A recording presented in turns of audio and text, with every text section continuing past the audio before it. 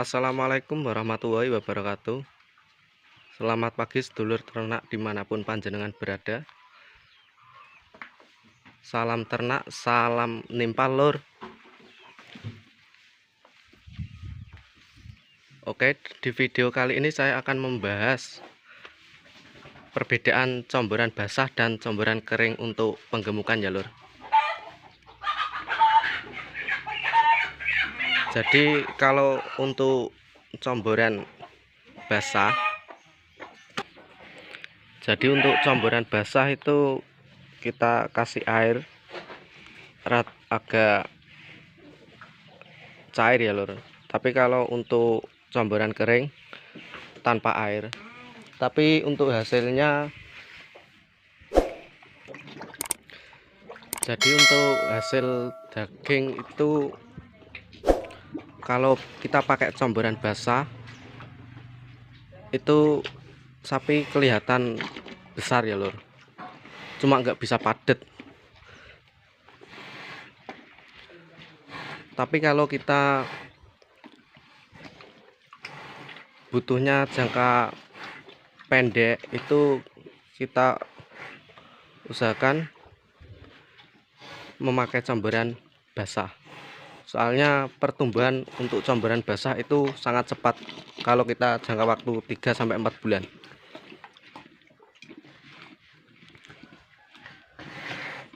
Cuma itu tergantung selera masing-masing ya lur.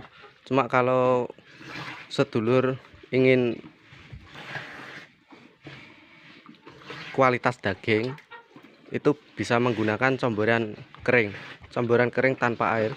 Jadi untuk comboran kering itu sedulur semua harus menyediakan tempat air di kolam tempat makannya ini. Itu harus tersedia terus, harus full. Jadi kalau untuk comboran basah kita tanpa menyediakan air, habis kita combor kita beri makan sudah cukup. Tapi kalau memakai comboran kering itu air harus full terus, jangan sampai kehabisan.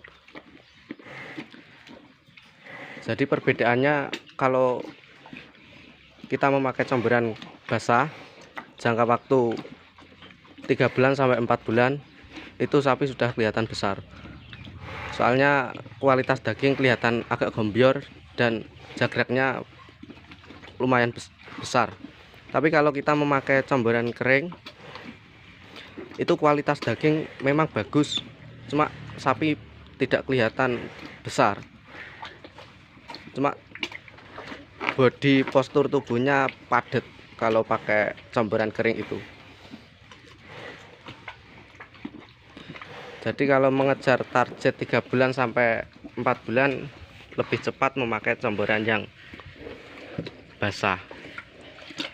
Itu menurut saya, tapi tergantung selera masing-masing ya lur.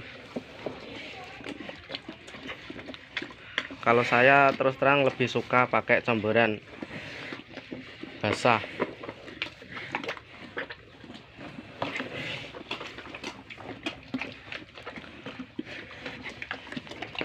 Jadi seperti ini saya memakai comboran basah untuk si bejo sama si tejo ini.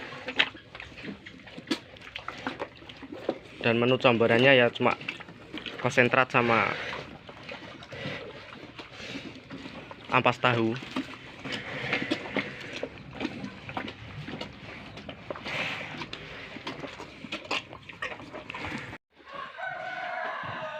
Jadi perbedaannya comboran basah dan comboran kering seperti itu lur.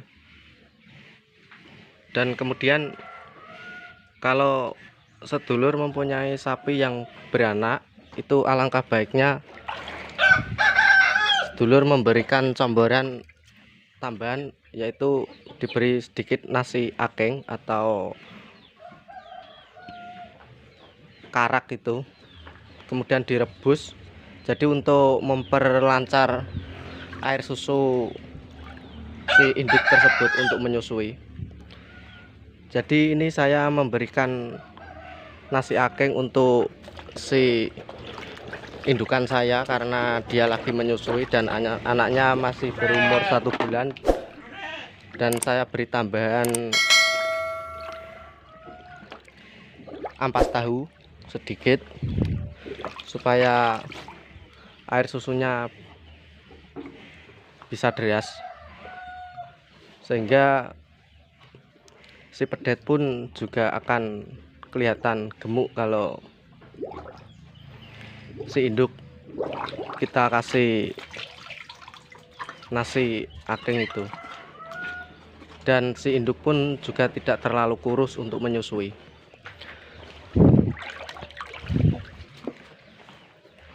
Jadi setiap hari saya memberikannya seperti ini untuk indukan saya, karena dia lagi menyusui.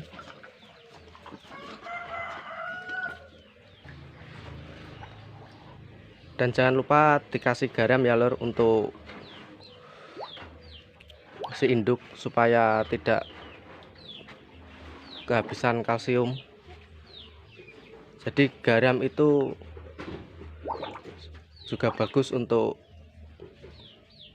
induk yang menyusui.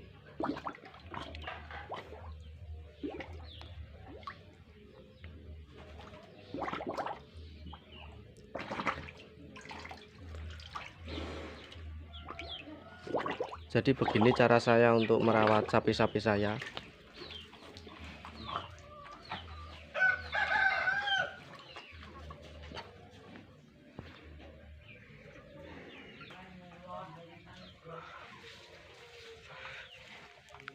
Jadi bisa dulur-dulur amati antara comboran basah seperti ini jadinya, dan sapi pun kelihatan besar-besar, cepat besar.